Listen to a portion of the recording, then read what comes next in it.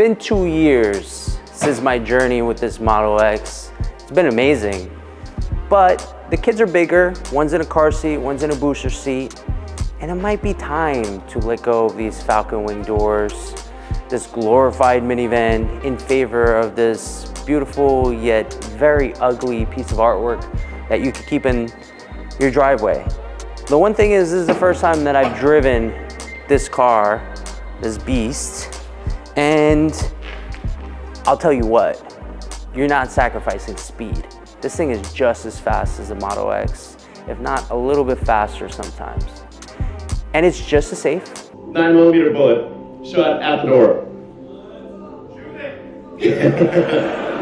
Right, so you're not giving up anything on that front, but it is ugly on the outside. It took me a little while to get, to grow on me. And I think if I were to wrap it, it'd be much better. My wife hates it. But the inside is gorgeous. That's where the beauty is. It's magnificent inside. Sound system's amazing. And on top of that, that truck bed. Yeah, I probably won't use it, or maybe I will. It'll probably inspire me to learn how to use power tools. But I think that's really the question today that we're gonna try to solve for.